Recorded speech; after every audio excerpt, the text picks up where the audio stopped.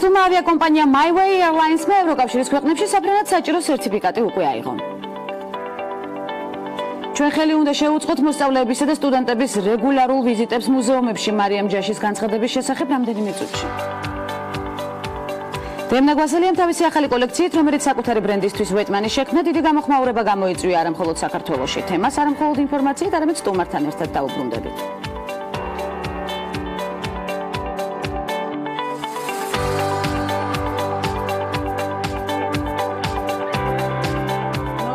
ნარატივი და აქტუალური საკითხები 5 ივლისის გადაცემაში განვიხილოთ. აქტიური დილა წარმატებულ სამუშაო დღეს გვპირდება, ვიცით. გავიგოთ ხუთშაბათის გადაცემის სტუმრების ჩამონათვალი და გავხსნათ ამბის თხრობა დილამშვიდობის. მურიგი ნარატივი და ხუთშაბათის სტუმრების ბლოკში. ეკატერინე ჯოჯუა, თბილისის მერიის საზოგადოებასთან კომუნიკაციის განვითარების სააგენტოს დირექტორი. ლუკა ბიჭიკაშვილი, არომატეკას ექსპერტ-კონსულტანტი, ჯეომოდელსის მოდელი. ლევან ბოძაშვილი, ლანა გრუპის დირექტორთა საბჭოს თავმჯდომარე და ლანა გალდავა, საქართველოს ციფრული ეკონომიკის ასოციაციის თანადამფუძნებელი. ეს ქალების ნარატივია. გვანცალ ახიცესთან ერთად. ქართულმა ავიაკომპანია MyWay Airlines-მა ევროკავშირის ქვეყნებში საფრენად საჭირო სერტიფიკატი უკვე აიღო. ამ ეტაპზე მიმდინარეობს მოლაპარაკებები ევროპის უმსხვილეს აეროპორტებთან. მოხდება სასურველი დროების შერჩევა. შემდეგ ჩაეშვება ბილეთები გაყიდვაში და უკვე აგვისტოს შუა რიცხვებიდან მოქალაქეები შეძლებენ პირდაპირ რეისებით ევროპის ქვეყნებში გადაადგილებას. ავიამიმოსვლის გეგმებზე BMG-ს ინფორმაცია თავად კომპანია MyWay-ის წარმომადგენელმა იგორ აფციაურმა მიაწოდა. ჩვენი გეგმები თავდაპირველად 3 ეტაპად იყო დაყოფილი. პირველი გულისხმობდა რეგიონის ქვეყნებში ფრენას, რომელიც ამ ეტაპზე წარმატებით ხორციელდება. მეორე ეტაპი ევროკავშირის ქვეყნებში რეისების განხორციელებას გულისხმობდა და უკვე გადავლახეთ ესეც. მესამე კი უკვე ამერიკის შეერთებული შტატებია. ჩვენ უახლოეს პერიოდში გულისხმობთ 2 წელიწადში შევიძენთ ახალ ბოინგებს, ასევე საჭიროა ამერიკის სამოქალაქო ავიაციის ლიცენზიაც და უკვე 3 წლის პერსპექტივაა ამერიკის მიმართულებით პირდაპირ რეისების განხორციელებაც, ამბობს აფციაური. მისი თქმით უახლოეს პერიოდში დაიწყება ასევე პირდაპირ მიმოსვლა რუსეთში და ახლო აღმოსავლეთის ქვეყნებშიც. ჩვენ ხელი უნდა შევუწყოთ მოსწავლეებისა და სტუდენტების რეგულარულ ვიზიტებს მუზეუმებში, ასევე იმ საინფორმაციო ტექნოლოგიურ მიმართულებებს, რომელიც ვირტუალურ მუზეუმებს უკავშირდება, განაცხადა განათლების, მეცნიერებისა და კულტურის კომიტეტის თავმჯდომარე მარიამ ჯაშმა. აიკომის მუზეუმების საერთაშორისო საბჭოს შეხვედრაზე, რომლის ფარგლებშიც აიკომის პრეზიდენტ სუეი აქსოისა და აიკომის შემოწირულობათა ფონდის დირექტორს ბიორნ სტენვერს შეხვდა, რომლებიც საქართველოში საერთაშორისო ფორუმის ფარგლებში იმყოფებიან. მისი განცხადებით, საუბარი იყო მიმდინარე სარეაბილიტაციო სამუშაოებზე, რომელიც ქვეყნის მასშტაბით უკვე 18 მუზეუმს მოიცავს. ყურადღება გამახვილდა მართვის სისტემის გაუმჯობესებაზეც, რათა უფრო თანამედროვე და ინოვაციებზე დაფუძნებული გახდეს მუზეუმები საქართველოში. მარიამ ჯაში მოხარულია, რომ საქართველოს საერთაშორისო ფორუმებისა და სემინარების მასპინძლობით ერთგვარი ცენტრი ხდება მუზეუმების საერთაშორისო ორგანიზაციისთვის. და ქართულ მხატვარს, თეატრისა და კინოს რეჟისორს, მწერალსა და მოქანდაკე რეზო გაბრიაძეს ქართული კულტურის განვითარებასა და პოპულარიზაციაში შეტანილი წვლილისთვის სიგელი გადაეცემა. ამის შესახებ დედაქალაქის მერმა კახა კალაძემ თბილისის მერიაში გამართულ მთავრობის ხდომაზე განაცხადა. რეზო გაბრიაძეს 29 ივნის 82 წელი შეუსრულდა. თბილისის მერმა ხელოვანს იუბილე მიულოცა და ქალაქის ცხოვრებაში მის განსაკუთრებულ ღვაწლს გაუსვა ხაზი და აქვე გაუსვა მხას ცხადია ქალების ნარატივის არეალიდანაც და არაერთხის დაუბრუნდებით ამ თემას. დემნაგვასალიამ თავისი ახალი კოლექციით, რომელიც საკუთარი ბრენდისთვის ვეტმანი შექმნა, დიდი გამოხმაურება გამოიწვია არა მხოლოდ საქართველოში. დემნამ ჩვენება ქართველთა გენოციდს მიუძღვნა რუსულმა ლოგმა. ვეტმანის ახალი კოლექციის ვიდეო შემდეგი სათაურით ოფიციალურ Facebook გვერდზე გამოაქვეყნა. დრამა, სახელის ნიშანი დრამა, კიდევ ერთი სახელის ნიშანი. დემნაგვასალიამ კოლექცია ქართველი ერის გენოციდს მიუძღვნა. რუსი Facebook მომხმარებლის მხრიდან ამ მიძღვნამ დიდი აგრესია გამოიწვია. შეგახსენებთ, რომ დემნაგვასალია აფხაზეთიდან დევნილია და რაც გულისხმობს ქართველი ხალხის გენოციდში, ალბათ ეს რთული გამოსაცნობი არ არის, მათ შორის არც რუსი ხალხისთვის. მორიგი აქტუალური საკითხით რამდენიმე წამში საინტერესო სტუმართან ერთად ბრუნდებით, დაგველოდეთ.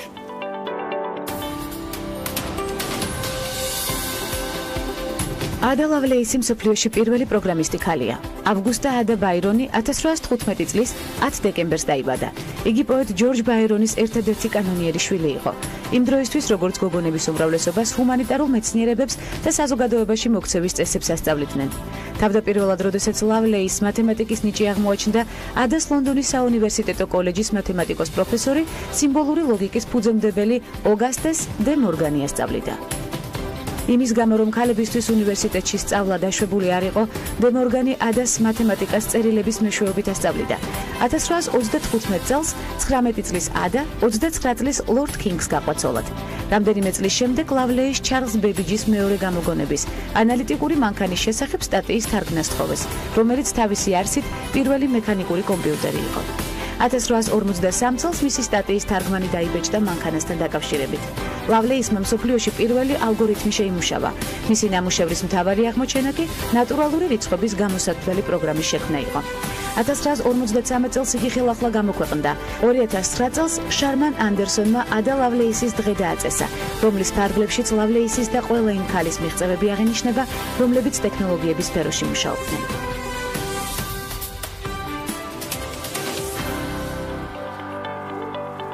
კონკურსი სასარგებლო მიზნებისთვის თბილისის მერიისგან ფართო საზოგადოებაში ქალაქის მიმართ სოციალური პასუხისმგებლობის გრძნობისა და ზრუნვის კულტურის განვითარება ნარატივით. თბილისის მერიის საზოგადოებასთან კომუნიკაციის განვითარების სააგენტოს დირექტორი ეკატერინე ჯოჯუა სტუმრად ხუთშაბათის გადაცემაში მოგესალმებით ეკატერინე. უღრმესი მადლობა მონაწილეობისთვის გადაცემაში და დროის გამოყოფისთვის. ძალიან მნიშვნელოვან და საინტერესო კამპანიაზე უნდა ვისაუბროთ და გავამახვილოთ მაქსიმალური ყურადღება ხაზგასმით. პირველ რიგში, როგორია სოციალური პასუხისმგებლობა ეს მინდა აღვნიშნოთ საზოგადოებაში ზრუნვის კულტურის მიმართულებით ეკა თქვენ მოდით დავიწყოთ იმით, რომ ეს კამპანია, რომელსაც თბილისის მერია განახორციელებს, ცოტა ხანში არ არის მხოლოდ თბილისის მერის, ეს არის ჩემი, თქვენი და მთელი საზოგადოების კამპანია. სწორედ ამას ისახავს მიზნად, რომ ჩავრთოთ მთელი ჩვენი საზოგადოება, რომ გავუფრთხილდეთ ქალაქს. ამაზე ჩვენ არ დაგიმალავთ, მუშაობა დავიწყეთ დიდი ხნით ადრე, ჯერ კიდევ არჩევნების დროს, როდესაც ქალაქის განვითარების და სტრატეგიის გეგმაზე მუშაობდით, მივხვდით, რომ რაღაც ისეთი უნდა შეგვექმნა, რომელიც განაპირობებდა მოქალაქეების ჩართვას. თქვენ ამის საჭიროება დაინახეთ, ეს არის მთავარი. დღეს მით უმეტეს, როდესაც ჩვენ ქალაქის მერიაში ვმუშაობთ, შემიძლია სამწუხაროდ თქვა ის, რომ მილიონობით ლარი იხარჯება სხვადასხვა გამწვანების ინფრასტრუქტურის თუ კეთილმოწყობის სამუშაოებში. აქ ადამიანების მატერიალური ფინანსური არის ამ შემთხვევაში არამთავარი ადამიანების შრომა იხარჯება ხომ წარმოგიდგენიათ რამდენი რამ უნდა გაკეთდეს და ხშირად გვიწევს ხელმეორედ ამის გაკეთება ძალიან დასანანია შეიძლება ეს სახსრები ჩვენ სხვა მიმართულებით გამოვიყენოთ მაგრამ იქიდან გამომდინარე რაღაცები სამწუხაროდ ზიანდება ფუჭდება ამის გამო გვიწევს ეს არის არსებული რეალობა. არსებობს გამოკითხვა, სადაც მოსახლეობის 53% აცხადებს, რომ უმრავლესობა არ ზრუნავს ქალაქზე. რამდენად შეესაბამება სინამდვილეს სწორედ ეს მონაცემები? ძალიან საინტერესო კვლევა ჩავატარეთ და მადლობა იმ ძალიან სოლიდურ კომპანიას, რომელიც დაგვეხმარა ამაში. ჩვენ ერთგვარი სურათი მივიღეთ რა ხდება ქალაქში. საინტერესო არის ის, რომ სამი ტიპის საზოგადოებაში გამოვყო. მაგალითად, ადამიანები, რომლებიც ხედავენ, რომ რაღაცა არ არის კარგად და არ მოსწონთ, მაგრამ არაფერს აკეთებენ ამის გამოსასწორებლად, არიან ისეთებიც მცირე ჯგუფი, რომელიც მზად არის მიუთითოს, როდესაც რამე ზიანდება, თუმცა ეშინიათ კონფლიქტში შესვლის და ამიტომ არიან ჩუმად და არიან ისეთებიც, რომლებიც ფიქრობენ, რომ რა აზრი აქვს რამის გაკეთებას და მათი შრომა არის წვეთი ზღვაში. მე შემიძლია ფეხი ფეხზე უნდა გადავიდოთ და უყუროთ მოვლენების განვითარებას შორიდან. სამწუხაროდ და ზუსტად აქ მინდა ძალიან მნიშვნელოვანი რამე თქვა, რომ ყველა ადამიანი არის ზღვა ამ წვეთში, რომელსაც შეუძლია რომ ბევრი რამე შეცვალოს. ქმნით ერთ დიდ ოკეანეს. ეკა ესე, აი კვლევის შედეგებით ისევ იმ კვლევას მოვიშველებ, რომელიც თქვენ აღნიშნეთ, ფაქტის მომსწრე მოქალაქეები უფრო მეტ მზაობას გამოხატავენ. ეს არის ძალიან მნიშვნელოვანი. მისცენ შენიშვნა მას, ვინც ინფრასტრუქტურას აზიანებს. ეს არის 91%. ძალიან დიდი მაჩვენებელი. როგორც თავად აღნიშნეთ, ეს მიმართულება ჭარბობს ჩვენ საზოგადოებაში და კამპანიის მიზანი რა არის? აი ეს არის სწორედ როგორია ჩართულობა ამ ეტაპზე. ეს კამპანია არის გრძელვადიანი საინფორმაციო სოციალური როგორც თქვენ ახსენეთ და სწორედ ამას ისახავს მიზნად რომ მაქსიმალურად მთელი საზოგადოება ჩავრთოთ ქალაქის გაფრთხილების კუთხით. აქ არ აქვს მნიშვნელობა ასაკ, სოციალურ სტატუსს და ასე შემდეგ. ეს ჩვენი სახლია, რომელსაც გაფრთხილება სჭირდება. არ თავდება ჩვენი ქალაქი იქ, სადაც ჩვენი ზღურბლია კარების საკუთარი სახლის. ჩვენ უნდა ვიზრუნოთ იმაზე, რომ სადარბაზოში, ეზოში და ქალაქში იყოს ყველაფერი მოწესრიგებული, ლამაზი, კომფორტული, ტურისტებისთვის საინტერესო და ასე შემდეგ. ჩვენ უნდა ერთად ვიზრუნოთ ქალაქის გარეთ. ეს არის მთავარი მესიჯი, რომ ჩაერთოს საზოგადოება სწორედ ამ კამპანიაში და რა აქტივობებია დაგეგმილი? იცით რა, ეს ჩვენ ახაც კვირის ბოლოს უკვე ველოდებით კომპანიების ასე ვთქვათ შემოტანილ პროექტებს სადაც ისინი წარმოადგენენ თავიანთ ხედვას, როგორ უნდა განვითარდეს კამპანია 6 თვის განმავლობაში. ჩვენ ყველა მედია საშუალების გამოყენებას ვაპირებთ და აქვე მადლობა თქვენ ამ ინტერესისთვის და ყველა ადამიანს ვთხოვ, რომ მაქსიმალურად ბევრი ვილაპარაკოთ ამაზე, რომ უფრო მეტმა ადამიანმა გაიგოს ამ პროექტის შესახებ. ჩვენ ვაპირებთ, რომ არ იყოს მხოლოდ კამპანიისთვის, არ გავაკეთოთ ლამაზი საინფორმაციო თუ სარეკლამო რგოლები, არ გავაკეთოთ ისეთი ღონისძიებები, რომელიც არ გამოიტანს შედეგს. სწორედ მაგაშია საქმე, რომ კონკურსის პრინციპით შეირჩევა ყველაზე საინტერესო პროექტი, რომელიც გამოადგება ქალაქს და ამ გადაწყვეტილებას მერიასთან ერთად და ამ გადაწყვეტილების მიღებაში დაგვეხმარება ის ძვირფასი ადამიანები, რომლებიც ჩვენი კომისიის წევრები არიან. ეკა, ერთი კონკრეტული პროექტი შეირჩევა, მხოლოდ თუ არის რამდენიმე ეხლა გამიჭირდება თქვა ერთი იქნება თუ რამოდენიმე კომპილაცია საინტერესო პროექტებს. ეს დამოკიდებული, ეს იქნება გადაწყვეტილება მიიღება იქიდან გამომდინარე, რომელიც უფრო მეტად სასარგებლო იქნება ქალაქისთვის. მე ეხლა რთულია იმაზე ვილაპარაკო ერთი რომელიმე მიმართულება იქნება თუ არა მისაღები, მაგრამ არ გამოვრიცხავ, რომ იდეები იმდენად მრავალფეროვანი და სხვადასხვა იყოს, რომ შესაძლებელია მოხდეს რაღაცეების შეჯერება. ამ ეტაპზე უკვე შემოსულია საინტერესო იდეები. პროცესია 40-ზე მეტი განაცხადი მივაწოდეთ, ასე ვთქვათ, ჩვენი ინფორმაცია და კვლევები და ასე შემდეგ. ჩვენ ყველა იმ კომპანიას ველით და ყველა ის საზოგადოების და კრეატიული საზოგადოების ინდუსტრიის წარმომადგენლები იყვნენ მოწვეულები და ჩართულები, რომლებიც ბაზარზე არიან დიდი ხანი, არიან წარმატებულები, აქვთ სახელმწიფო სტრუქტურებთან ურთიერთობის გამოცდილება და დიდი იმედი მაქვს, რომ საინტერესო პროექტი გველის. რა სახით ვაპირებთ კიდევ ინფორმაციის გავრცელებას? აი, გადაცემის პლატფორმა ეს არის უნიკალური საშუალება საკვირველია. ამიტომ არ გამოვიყენთ, არ გავუშვი ხელიდან ეს შანსი, რომ თქვენთან ძალიან გვახარებს თქვენი ჩართულობა ქალების ნარატივში. ჩვენ შემდეგ თქვენი პორტფელიც უნდა შევქმნათ, შევთანხმდით კიდე ციფრს კარეთ დღეს ამის. ძრო სამწუხაროდ არ გვაქვს. წინასწარი მოლოდინი როგორია შედეგის კუთხით თქვენი გადმოსახედით? იცით, ძალიან მნიშვნელოვანია, რომ ყველა ის ადამიანი, რომელსაც ჩვენ დაუკავშირდით და ვიდრე კამპანიას დავიწყებდით, ძალიან დიდი პროცესი იყო, იმიტომ რომ დიდი ხანი ვფიქრობდით, მსჯელობდით, შევხვდით სოციოლოგებს, ფსიქოლოგებს და ასე შემდეგ ამ დარგში მოღვაწე სხვადასხვა კრეატიულ ადამიანებს. მე უშუალოდ უხსნიდა ყველას, რომ იცით, ეს არ არის მხოლოდ ჩემი ქალაქი. ეს არის ყველასი და ყველა უნდა გავუფრთხილდეთ. ძალიან მიხარია, რომ ზაობა და ინტერესი იყო დიდი. ყველა ვისაც ვთხოვეთ, რომ ყოფილიყო კომისიის წევრი და მოდით არ ჩამოვთვლი მათ, იმიტომ რომ ძალიან საინტერესო სპექტრია და ძალიან მრავალფეროვანი. სხვადასხვა მიმართულებით წარმატებული ადამიანები, არა მარტო კრეატიული ინდუსტრიიდან, ფსიქოლოგები, სოციოლოგები, გარემოს დამცველები და ასე შემდეგ და ასე შემდეგ ჩართულები არიან ამ პროცესში და ყველა დიდი სიამოვნებით დაგვთანხმდა. ეს ჩემთვის ძალიან კარგის მანიშნებელია. ეს უკვე ძალიან დიდი мотиваცია, კი ბატონო, წინასწარ მოლოდინსაც პოზიტიური მიმართულებით ზრდის. მეც სწორად ასეთ აზრზე ვარ. აქამდე გამოცდილებით, ეკა ამართლებს თუ არა ჯგუფური აქტივობების და ცნობიერების ამაღლების აქტივობების კუთხით ასეთი კამპანიები? კვლევა მაჩვენა, რომ ადამიანებს მოწონთ, როდესაც ჯგუფური ღონისძიებები ტარდება, ასევე მოწონთ, როდესაც ეგრეთ წოდებული აზრის ლიდერები აკეთებენ რაღაცას მისაბაძს და ეს მათთვის შეიძლება გადამდები იყოს. მე ძალიან ბევრი მაგალითი შემიძლია მოვიყვანო უცხოეთიდან. პრინციპში საქართველოში არ მახსენდება ასეთი გრძელვადიანი ამ ტიპის კამპანია, რომ განხორციელებულიყო, მაგრამ მაგალითად სინგაპურში, რომდესაც 60-იან წლებში დაიწყეს შეინარჩუნე ქალაქი ლამაზი ან შეინარჩუნე ქალაქი სუფთა, არ მინდა ინგლისურად თქვა ეხლა. კი ბატონო, არის ძალიან კარგად გადმოვიცით ქართულად. ეს ყველაფერი ახლაც გრძელდება. ხვდებით, მოდიფიცირებულია კამპანია, მაგრამ სულ საზოგადოებას პულსეოდებს ხელი, რომ ის ქალაქი, ის მისი გარემო იყოს მოწესრიგებული, ლამაზი და ასე შემდეგ. მწყობრი შენარჩუნებულია. სწორედ ასეთი მწყობრი გვჭირდება დღეს საქართველოში. ნამდვილად ჩვენ არაერთი მაგალითი ვიცით ჩვენს გარშემო სწორედ. ის პროცენტული მაჩვენებელი მაღალი, რომელიც უკვე აღნიშნეთ და კვლევის შედეგად დავინახეთ და ეს ისედაც თვალსაჩინოა საზოგადოებაში, სამწუხარო მიმართულება, თუმცა სწორედ ასეთი კამპანიების ფარგლებში და წყალობით მე დარწმუნებული ვარ, რომ შეიცვლება სიტუაცია. სულ მალე საზოგადოებაში და ცნობიერებაც ამაღლებული იქნება. ეკატერინე ჯოჯუას უღრმეს მადლობას გადაუხდით გადაცემაში მონაწილეობისთვის. თბილისის მერის საზოგადოებასთან კომუნიკაციის განვითარების სააგენტოს დირექტორი სტუმრობდა გადაცემას ქალების ნარატივი, რომელიც არაერთხელ იქნება ჩვენი სტუმარი კვლავ და მორიგი წარმატება საზღვრებს გარეთ და საამაყო თემა, რომელზეც ასევე არაერთხელ ვისაუბრეთ გადაცემაში. ახლა უკვე სტუმართან ერთად უნდა განვიხილოთ რამდენიმე წაფში ნარატივით დაგველოდეთ.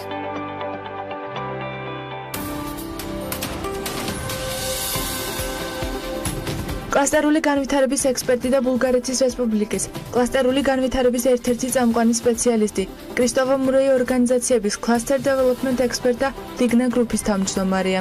მიღებული აქვს საერთაშორისო ეკონომიკის მაგისტრის ხარისხი სოფიას ეროვნულ უნივერსიტეტში, სადაც შეისწავლა საერთაშორისო სავაჭრო პრინციპები, მეწარმეობა და სტრატეგიული მენეჯმენტი. თავის ბიზნეს პარტნიორ ანელა კასაბოვასთან ერთად 10 წელი პოზიციონირებდა კომპანიაში ლიგნა. ამასთან ერთად თანამშრომლობდა 50 წამყვან ბულგარულ კომპანიასთან. 2005 წლიდან აქტიურადაა ჩართული ბულგარეთის კლასტერულ ცხოვრებაში. ასევე გახდა პირველი არჩეული პრეზიდენტი ბულგარეთის Trojan Furniture კლასტერში. 2006 წლიდან ჟენევაში დაიწყო აქტივობები, რომლის ფარგლებშიც წარადგინა არაერთი დეველოპერული მცირე და საშუალო პროექტი. ისეთ ქვეყნებში როგორებიცაა საბერძნეთი, რუმინეთი, თურქეთი და სერბეთი. 2010 წელს ჟენევაში მიიღო აღიარება როგორც წლის მეწარმემ და წარმატებულად გაიარა ევროკავშირის მეწარმეთა პრაქტიკა ბრიუსელში. გენოვა კრისტოფა მურეინი ბიზნეს კლასტერთა ასოციაციის ერთ-ერთი ინიციატორია. ამჟამად ის ბულგარეთის ავეჯის კლასტერული კომპანიის, ბიზნეს კლასტერთა ორგანიზაციის და საერთაშორისო ურთიერთობების დეპარტამენტის თავმჯდომარეა. კრისტოფა მურეის მიღებული აქვს მონაწილეობა არაერთ ეროვნულ და საერთაშორისო ღონისძიებებში, სადაც ძირითადად იწვევენ ისეთ საკითხებზე სასაუბროთ, როგორებიცაა მცირე და მსხვილი მეწარმეობა და კლასტერული პოლიტიკა. გენოვა ასევე არაერთი კლასტერულ განვითარებასთან დაკავშირებული ნაშრომის ავტორია.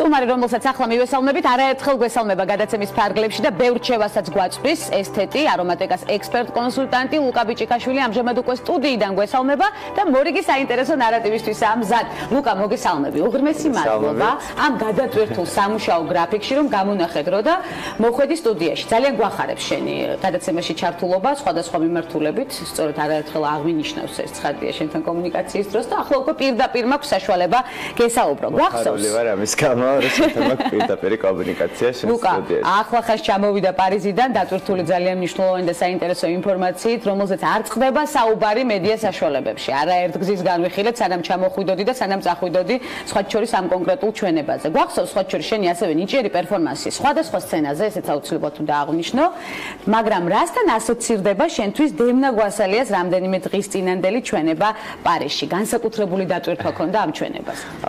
დაგეთანხმებ, რომ განსაკუთრებული დატვირთვა ქონდა ამ ჩვენებას.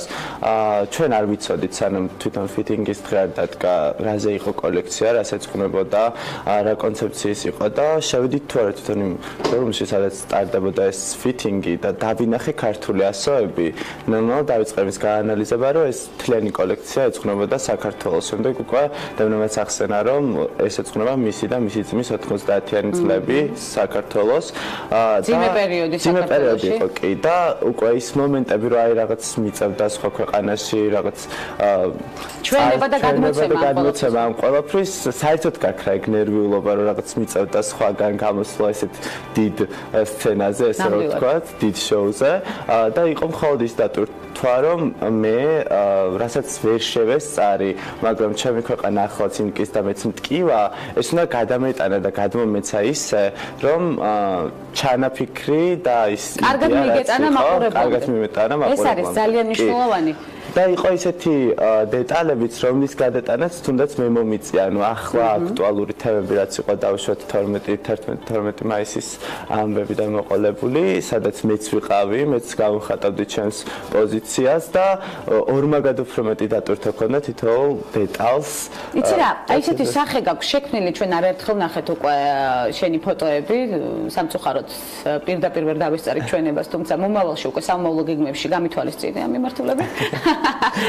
თუმცა ფოტოებიდან ძალიან დიდი სულისკვეთება მოდის პირდაპირ შენი ჩაცვლოთ ქართული დროშა გაქვს შემოსილი ძალიან ლამაზად და მშვენივრად გამოხატავ სახით სწორედ იმ ემოციას რომელიც დაყვება სწორედ ამ ჩვენებას. როგორი იყო მზადების პროცესი? მე ეთერს გარეთ გავიგე რომ დევნა გვასალიას ჰქონდა განსაკუთრებული შეგონება კულისებში. კი, ძალიან საინტერესო პროცესი იყო. ცოტა გადავუხოთ ამასაც მოგიყვები რომ თვითონ მზადების პროცესი იმდენად საინტერესო იყო, იმიტომ რომ აქაც მქონია რამოდენიმე რამდენიმე ჩვენებასთან შეხება, მაგრამ იქ იმდენად მასშტაბური იყო ეს ყველაფერი, რომ პირველად შევხვდი, პირველად დავეჯახე ესეთ ამბებს და ძალიან საინტერესო აღმოჩნდა ეს თვითონ მზადების პროცესიც, მაგრამ აი ეს ბოლოში გასვლის წინ, სანამ უკვე ჩემი გამოსვლა იქნებოდა ჩვენებაზე, მახსოვს რომ ანუ ეს დევნა გვისწარებდა გასვლის წინ ყველაფერს. თვითონ იყო პროცესში ჩართული ყველა მომენტი. კი, მაქსიმალურად იყო პროცესში ჩართული, თითოეულ დეტალს გავდიოდით, თმას, მაკიაჟს, ყველაფერი იყო გაწერილი, რადგან ჩვენ ვიყავით მისი პერსონაჟები, რომელიც გააცოცხლა თავის მოგონებებიდან. ეს მისთვის ძალიან მნიშვნელოვანი ჩვენება იყო ნამდვილად. და გასვლის წინ მახსოვს რომ მითხრა მსგავსი ფრაზა, რომ მე უნდა წარმოვიდგინე ახლა საქართველოს, იმიტომ რომ მე ახლა საქართველოს დროშა მეცვა და მომენტალურად თვითონ მოხდა თავში ესეთი გადატრიალებები, რომ მივიღე ესეთი სახე გავაკეთე. კარგად გამოხატე სახით. მაქსიმალურად მეჩვენებინა ის თითოეული დეტალი, რაც იყო ჩანაფიქრი ამ ჩვენების. ეს არის ძალიან მნიშვნელოვანი მიმართულება და აქ რომ დააღინიშნოს რომ საქართველოსთან არა 40, არამედ 12 მოდელი იყო, 13-12 მოდელი, გავრცელდა ინფორმაცია რომ 40-ვე საქართველოსთან იყო. როგორი იყო გამოხმაურება? ახსენეთ სწორედ ეს სულისკვეთება, რომელიც უნდა მიგეტანათ საზოგადოებამდე. ჩანაფიქრი სწორად აღიქვა მაყურებელმა თუ მე ვიცი რომ რაღაცა სახის გამოხმაურებებიც მოყვა შემდეგ უკვე ამას მაგრამ. კი, სხვა ქართულმა მაყურებელმა და ქართულმა შემფასებელმა ესე რომ ვთქვათ, ძალიან დადებითად მიიღო ეს ყველაფერი, ძალიან კარგად მიიღო, რადგან არ არის ადვილი წარადგინოს შენი ქვეყანა, შენი ისტორია, წარუდგინო მსოფლიოს ესე მოდის საშუალებით და ეს მან შეძლო იმდენად იდეალურად, პირადად ჩემი აზრს, პირადად ჩემს დავაფიქსირებ, რომ იმდენად იდეალურად შეძლო ეს ყველაფერი, რომ სხვა მეტი რა შეიძლებოდა არ მყოფილიყო, იმიტომ რომ არა მხოლოდ ახლანდელი ძველიც და ახლანდელი სინთეზი მოხდა მთელი სინთეზი მოხდა მთელი ისტორიის. თან როგორც ვიცი, ახლა აპიც არის, რომელიც გიყვება თვითონ საქართველოს ისტორიას, თითოეული ლუკის ეს იქნება ჩვენი უცხოელი მეგობრებისთვის ხელმისაწვდომი. ხშირად ხედავდი რუსულ საიტებზე ჩემს ფოტოს ქართული დროშით და ნეგატიური კომენტარი. ახლა ხას გქონდა სხვა შორის ინფორმაცია დღევანდელ გადაცემაში და რუსულ ლოგზე სწორედ შენი ფოტოა დატანილი, არაჩვეულებრივად გამოიყურები იქაც. კულისებში შემდეგ ჩვენებებზე და თემატიკაზეც ხომ არ ისაუბრეთ. ექსკლუზივი ისევ ეროვნულ თემატიკას ხომ არ უკავშირდება.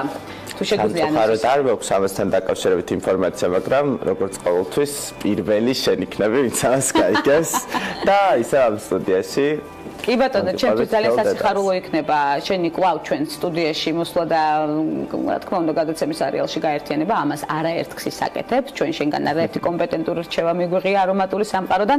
ამჯერად უკვე მოდური ტენდენციებით ვინტერესდებით თქვენგან, ხართ ჩართული, როგორც თავად აღნიშნეთ. ეს არ იყო თქვენი პირველი ჩვენება, აქტიურად იყავით ჩართული არა მხოლოდ ამ მიმართულებაში, მრავალმხრივი პროფესიული მიმართულება. შენი პატარა ასაკისა, ესეც აუცილებლად უნდა აღნიშნოთ, დაუბრუნდები შენ სტუდენტურ პერიოდსაც. სამოში ტენდენციები როგორია შენი გადმოსახედიდან? სოფლიო მოდის ინდუსტრიიდან ჩამოხვედი სულ ახლა ხანს პარიზის სცენაზე იდექი სწორედ იმ პროფესიული მიმართულებით. იქ კიდევ უფრო დაიმსხვრა ჩემი შეხედულებები იმასთან დაკავშირებით, რომ რაღაც კლიშეთ დაწესებული სამოსი უნდა ვატაროთ, ანუ ის რაც ჩვენ დავუშვათ დაგვიწესა რომელიმე ბრენდმა, ანუ მე ყოველთვის ანუ ვეწინააღმდეგებოდი ამას და ვიცვამდი იმას, რაც მე მომწონდა და რასაც ჩემი თვალის აღქმა კომფორტს უკავშირებდა, იმიტომ რომ ბევრად უფრო კარგია გეცვას კომფორტულად და შენ მოგწონდეს, ბევრად უფრო ინდივიდუალურია, ვიდრე დავუშვათ რაღაცა მანეკენიდან ავიღოთ და ჩავიცვათ იგივე ტანის ამას. აბსოლუტურად გეკითხები. იმის მიუხედავად, რომ დავუშვათ გვიწესებენ ფერებს და ასე შემდეგ, შეგვიძლია გამოვიყენოთ ეს ფერები, ეს რაღაც სტილი, რაც და მოვიგოთ ჩვენ სტილს. ეს არის ძალიან მაგარი ჩემ მორიგი მაგარი რჩევა ლუკა ბიჭიკაშვილისგან, რომელიც გაგრძელდება, რა თქმა უნდა, გადაცემის არეალში და ახლა უკვე სამედიცინო უნივერსიტეტის სტუდენტი რომ ხარ, ისიც უნდა გავამხილოთ ჩვენი საზოგადოებისთვის. უამრავი ერთგული მაყურებელი პირადად ჩვენ ყავს უკვე ლუკა, ესეც უნდა აღვნიშნო ნამდვილად. რა განხრით მივიღებთ უკვე ჯანსაღი ცხოვრების წესის კუთხით რჩევებს, როდესაც დაამთავრებ უნივერსიტეტს? კონკრეტულად მედიცინის ფაკულტეტზე ვსწავლობ, მაგრამ ბავშვობიდან მინდოდა ქირურგია და იმედია გავაკეთე ამ ყველაფერს. როგორც ამბობენ, ყველა ქირურგი სიმპათიურია და პირველ კრიტერიუმს ნამდვილად ამართლებ. ეს ხშირად მეუბნებიან ხოლმე ამას, მაგრამ საქმით უფრო დავუტკიცებ. ჩვენ აუცილებლად მოვიკითხავთ სხვათა შორის შედეგებს და ნამდვილად უნდა დამპირდე, რომ სამედიცინო სფეროზეც ვისაუბრებთ განცემაში ქალების ნარატივი. სამომავლო გეგმები და ჩანაფიქრი უკვე რას უკავშირდება შენს მრავალმხრივ პროფესიულ გზაზე, თამამად შემიძლია ვთქვა. მოგესალმებით, როგორც ეს ამბავი მოხდა ჩვენს თავს ძალიან სწრაფად და დაუგეგმავად. მგონია რომ რაღაც ეტაპზე ცოტა ხანი ესე გავყვები სპონტანურობას მიმართა. და კიდევ მოყვება რაღაცა ახალი და საინტერესო. იმიტომ რომ ყოველთვის ესე არის, როდესაც მიყვები დინებას, თავისით ვავლობ რაღაც პატარა. კიდევ ერთი საინტერესო რჩევა ლუკასგან. კიდევ ასეთივე სიახლე გჭირდება რომ სოფლიო ალაპარაკოთ. დიდი მადლობა გაცემის ჩართულობისთვის, იმ პოზიტივისთვის, იმ მნიშვნელოვანი რჩევებისთვის, რომელიც მოგვეცი და იმ არაჩვეულებრივი ჩვენებისთვის, რომელიც ნამდვილად გადმოეცი და მაყურებლამდე მოიტანე. ლუკა ბიჭიკაშვილი, არომატიკას ექსპერტ-კონსულტანტი, სხვადასხვა მიმართულებით, სხვადასხვა რეგალიას ჩამოვთვლით ლუკასთან ურთიერთობისას, მე ამაში აბსოლუტურად დარწმუნებული ვარ. ახლა შემოვეფერგლოთ ამ რეგალიით და ველოდებით მას კვლავ ქალების ნარატივის სერიალში ჩართულობისთვის, იმ მნიშვნელოვანი რჩევებისთვის, რომლითაც ძალიან ბევრი სულდმულობს. ეს თამა შემიძლია ხაზგასმით თქვა. მცირე სარეკლამო ბლოკის შემდეგ ბრუნდებით უკვე უცხოეთში განვითარებული მოვლენებით და მორიგ საინტერესო სტუმრებთან ერთად დაგვალოდეთ.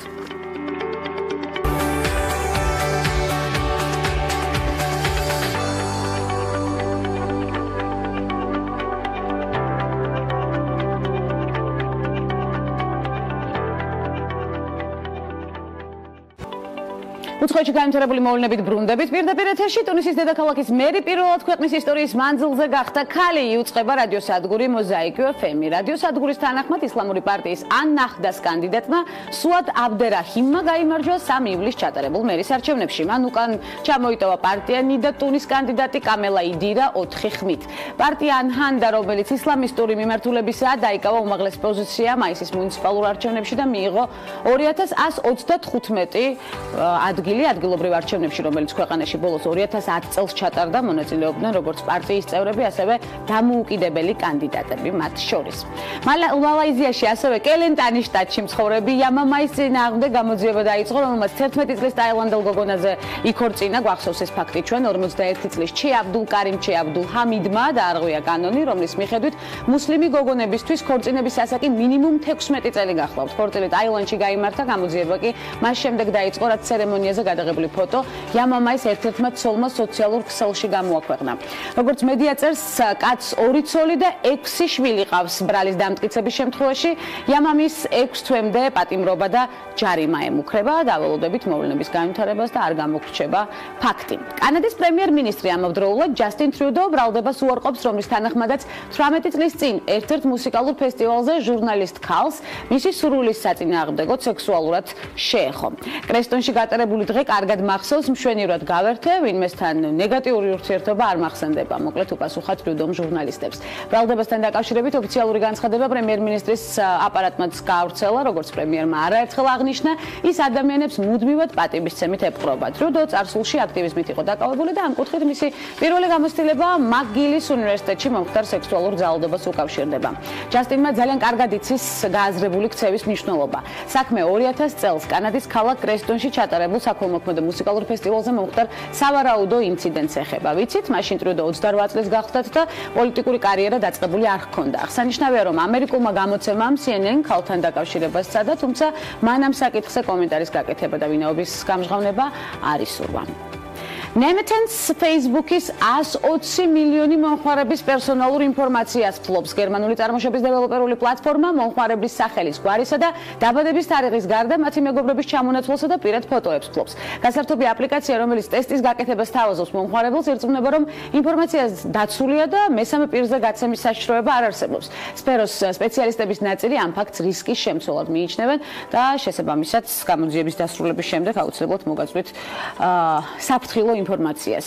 დიდი ბრიტანეთის 40 სკოლაში ტრანსგენდერების უფლებების დაცვის ფარგლებში გოგონებს კაბის ტარება აეკრძალათ. სკოლების ადმინისტრაციების განცხადებით, აღნიშნული ზომა იმ მოსწავლეებს დაეხმარება სქესის განსაზღვრაში, ვინც ჯერ თავის თავს არც ერთ სქესს არ მიაკუთვნებს. როგორც გამოცემა იუწყება, პირველი სკოლა, სადაც გოგონებს კაბის ტარება აეკრძალათ, აღმოსავლეთ საქსექსში, ქალაქ ლივისში იყო, სადაც გასული წლის სექტემბრიდან ყველა გოგონა ვალდებულია სასწავლო დაწესებულებაში შარლი დიაროს.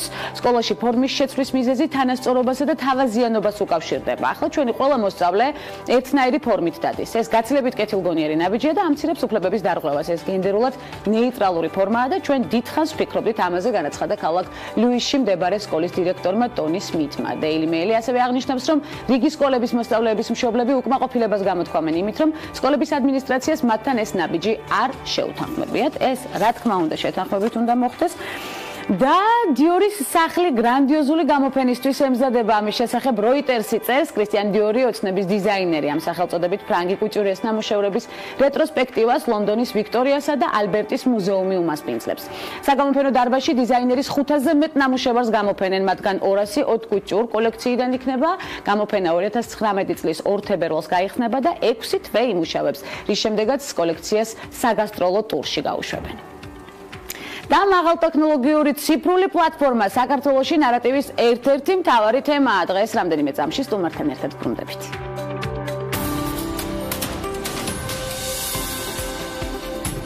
ის არის ერთ-ერთი ყველაზე გავლენიანი ქალი პლანეტაზე. მისი ისტორიული სამშობლო იტალიაა, თუმცა დღესდღეობით იგი მოსახლეობის მხრივ მსოფლიოს ერთ-ერთ ყველაზე მრავალრიცხოვან სახელმწიფოს ინდოეთის ინტერესებს წარმოადგენს მსოფლიო პოლიტიკაში. საუბარია სონია განდიზე, ინდირა განდის რძალსა და რაჯივ განდის მეუღლეზე. ის სათავეში უდგას პარტია ინდოეთის ნაციონალურ კონგრესს და ინდოეთში ყველაზე გავლენიანი პოლიტიკური ფიგურაა. ყველაზე მდიდარი პოლიტიკოსების და სახელმწიფო ლიდერების რეიტინგში ინდოეთის მმართველი პარტიის ლიდერი სონია განდი 18.66 მილიარდი $4-ით მე-4 ადგილზეა. ამასთან დაკავშირებით პრესაში გავრცელდა ვერსია, რომ თავის დიდ ძალ ფულს სონია განდი შვეიცარიულ ბანკებში საიდუმლო ანგარიშებზე ინახავს.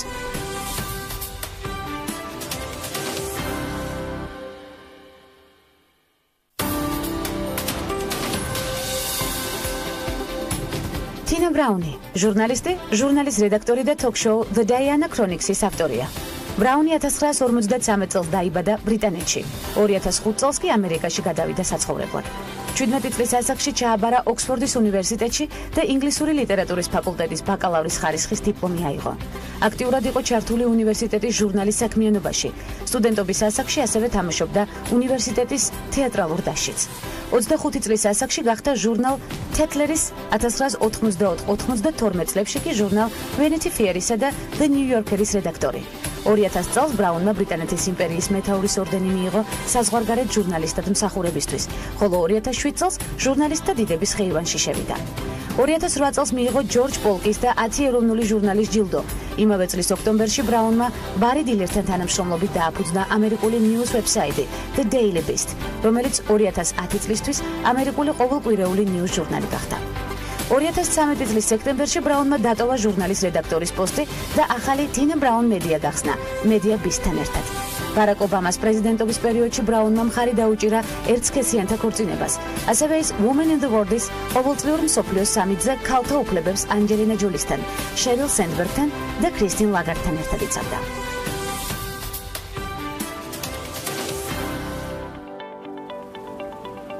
Blockchain ტექნოლოგიების ქართულ რეალობაში დანერგვის მისი სიკეთეების გამოყენებისა და მოსალოდნელი შედეგის მნიშვნელობის განსაზღვრა ნარატივით.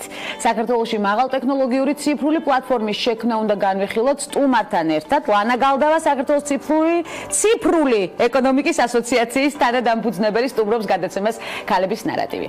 ძალიან ბევრი აქტივობა გვახსოვს თქვენი სხვადასხვა სამუშაო ლოკაციაზე. შესაბამისად, ამ მნიშვნელოვან საკითხებზე საუბრისთვის ძალიან დიდი დრო დაგჭირდება, თუმცა პირველ რიგში გავამახვილოთ ყურადღება იმ კონკრეტულ კონფერენციაზე, რომელიც შაბათს იგეგმება, კონფერენცია ციფრული ეკონომიკა, ინოვაციური ტექნოლოგია და სამართლებრივი რეგლამენტაცია. რა არის კონკრეტულ თემაზე კონფერენციის მთავარი მიზანი, ლანა? გვანცა პირველ რიგში მადლობა მოწვევისთვის. მადლობა მინდა გადაუხადო იმ აუდიტორიასაც, რომელიც მომითმენს და მომისმენს ამ დროულად. დიდი სიამოვნებით მოგისმენთ, დარწმუნებული ვარ. მოდი პირდაპირ გადავიდეთ, რადგან დროის დეფიციტი გვაქვს შაბათის კონფერენციაზე. შაბათის კონფერენცია ციფრულ ტექნოლოგიებთან დაკავშირებით ჩატარდება ტექნოპარკში. არის რამდენიმე მიმართულება. ზოგადად ციფრული ეკონომიკა, მისი სამართლებრივი რეგულირება, იმიტომ რომ მხოლოდ ეკონომიკურ ასპექტში ყველაფრის განხილვა იყო შეუძლებელი.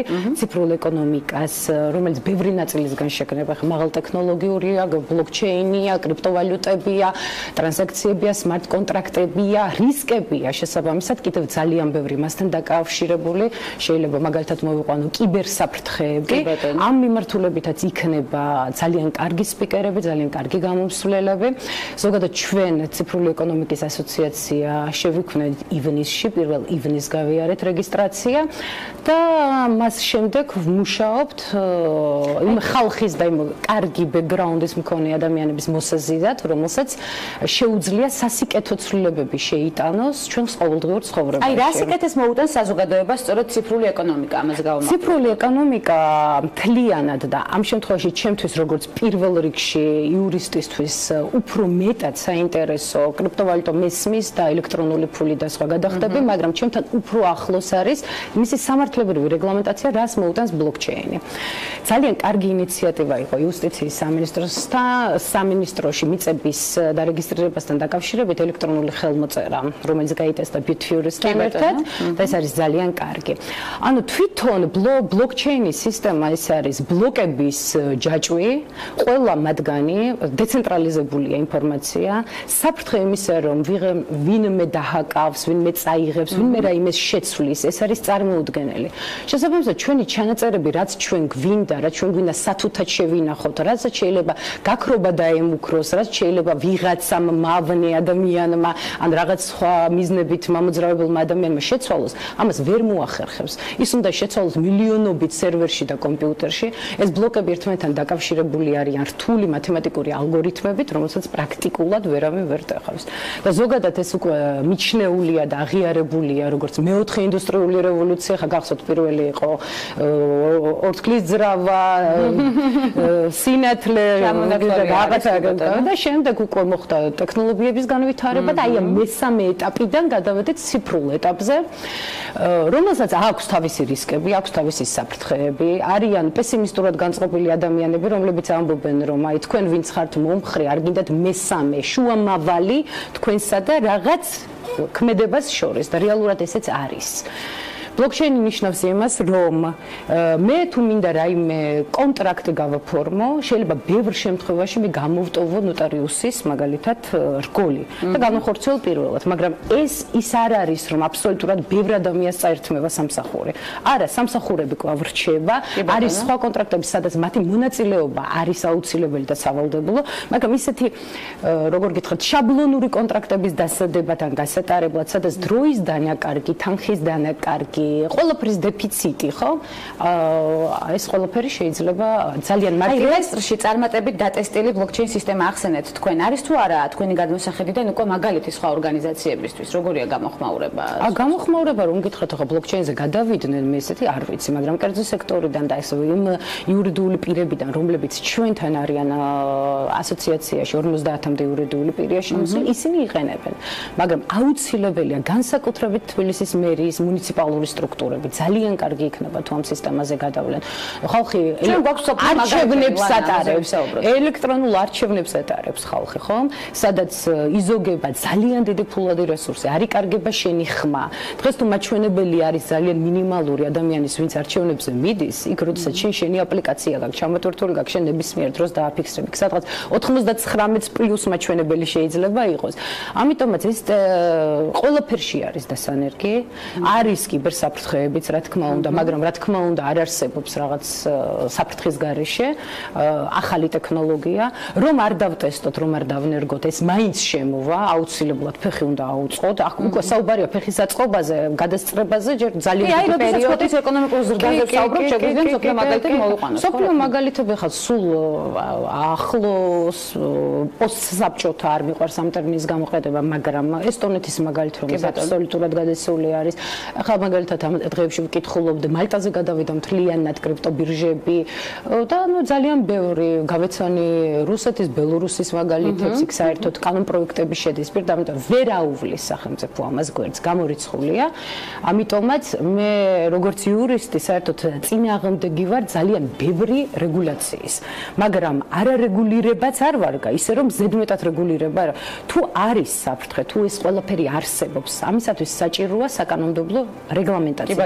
რაღაც ელემენტარულად კანონმდებლობაში უნდა ჩაიდოს ტერმინების დონეზე გვაქვს სამუშაო და სწორედ ამას ვფიქრობთ, რომ საკანონმდებლო ინიციატივებით მივმართოთ საქართველოს პარლამენტს, უკვე დავიწყოთ მუშაობა. არის ძალიან დიდი შეფერხებები, გუშინ გავეცანით ციფრული ეკონომიკის მაჩვენებლების ინდექსებს და არ ვართ წინა პლანზე ჩამორჩენილები ვართ, მაგრამ ეს ძალიან იცით საინტერესოა, მაშინ როდესაც მაინინგით ვართ მსოფლიოში მესამე.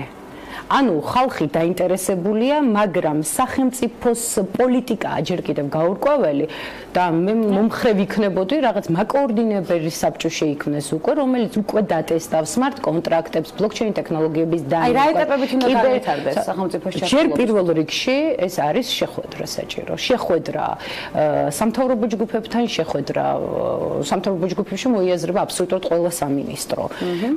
გუშინ ვფიქრობდი, ახლა ჩვენი ერთ-ერთი სპიკერი არის, რომელიც აი განიხილავს blockchains და კრიპტოვალუტას ხელოვნების ასპექტში, ანუ როგორ გამოიყენოთ ცალკე ინტელექტუალური საკუთრებით, თქვენი ინტელექტუალური პროდუქტი ახლა რასაც გაიფიქრებთ, დაიცავით და ვერავინ მას თქვენ ვერ წაგართვით, ვერ შეეხება. ანუ ეს არის მაქსიმალურად დაცულობის ხარისხში აყვანილი და ამოუწურავი თემატიკით. ამოუწურავი, იმიტომ რომ მზარდია ბაზა, მზარდია არის ეს მონაცემები, ეს ყველაფერი არის მზარდი და არ დამთავრდება. შაბათს ნაცვლად იქნება წარმოდგენილი ეს ყველა მიმართულება. შაბათს როგორი სიტუაცია გვაქვს? ძალიან დიდი კონფერენცია, ეს ერთი დღის ფორმატში არ ჩაეტეოდა, ვერ ჩაეტეოდა. მე საერთოდ ცალკე ვფიქრობ, რომ მასმედიის წარმომადგენლებისთვის ცალკე ჩავატაროთ კონფერენცია, ის ვინც ჩვენთან ითანამშრომლობს და მუდმივად მივაწოდოთ ეს თემატიკა. აქ ფოკუს ჯგუფები, ანუ ვინ დაგვეპატიჟებინა, ძალიან ბევრი ადამიანი და ბევრი სტრუქტურა დაჭრებული მთავრობის ადმინისტრაციიდან და ყველა სამინისტროდან დასრულებული მასმედია, საკანონმდებლო პარლამენტი. ინტერესი დაწუნებული ძალიან დიდია და არა, ინტერესი არის, ვინ რამდენად მოახერხებს მოსვლას, ზოგი ვიზიტშია, ზოგი გამომცვლელები არიან ძალიან მრავალ. გამომცვლელები არიან ძალიან კარგები, ჩამოვთვალო, ჩამონათვალს ჩვენ შაბათს განვიხილავთ უკვე. ძალიან კარგები. იცით, როდესაც გავაკეთე არჩევანი გავაკეთე არა კონფერენციისთვის, სადაც უბრალოდ ატარებდა რეალურად შედეგი არიდება, არამედ ისეთ ხალხზე, რომლებიც მხოლოდ ლექტორები კი არ არიან ამ გადმოსახედიდან არ ყოფ ხალხს, რომელსაც თავისი ბიოგრაფია და თავის მიერ შექმნილი პროდუქტი აქვს უკვე. ეს ხალხი ყვება თავისი პროდუქტი როგორ შექმნა, მან როგორ გატესტა, რეალური მაგალითები, აბსოლუტურად რეალური მაგალითები და აბსოლუტურად მათი ნოუ-ჰაუები და ეს იქნება ძალიან კარგი. თქვენ აღნიშნეთ თქვენი პირველადი პროფესიული არჩევანი, ეს იყო იურისპრუდენცია, როგორც აღნიშნე, მას შემდეგ იყო საჯარო მოხელეობა, მთავრობის ადმინისტრაცია, მართლმსაჯულების ომბუდსმენიც და მთავრობის ადმინისტრაცია ბოლო იყო. ძალიან დიდია ჩამონათვალი, მათ შორის სწავლის კუთხით, საზღვრებს გარეთ და უკვე ცოდნის რეალიზება საქართველოში. მე მახარებს თქვენ ციფრულ ტექნოლოგიებში მოხვედრა და სწორედ ასეთი აქტივობები, რომელიც ახლა აღნიშნეთ და კიდევ უნდა დავიპევოთ თქვენი სტუმრობა ქალების ნარატივში, რადგან ძალიან გამიხარდება მიმართულებაზე, თუ რა თქმა უნდა, კომფორტულად იქცენით თავი. რა თქმა უნდა. ძალიან დიდი მადლობა იმ მნიშვნელოვანი აქცენტების გაკეთებისთვის გადაცემაში. საუბრობთ სულ მცირე ხანში კვლავ ჩვენთან ამ სტუდიაში. ლანა გალდავა, საქართველოს ციფრული ეკონომიკის ასოციაციის თანადამფუძნებელი სტუმრობდა გადაცემას ქალების ნარატივი მნიშვნელოვანი საკითხებით და ამ საუბარს ჩვენ აუცილებლად განვაგრძობთ სხვადასხვა მიმართულებით, ასევე ჩვენი გადაცემის არეალში. ასეთი იყო დღევანდელი ნარატივი, ხვდებით ერთმანეთს ხვალ ზუსტად 11 საათზე მორიგი მნიშვნელოვანი ინფორმაციით. დროებით.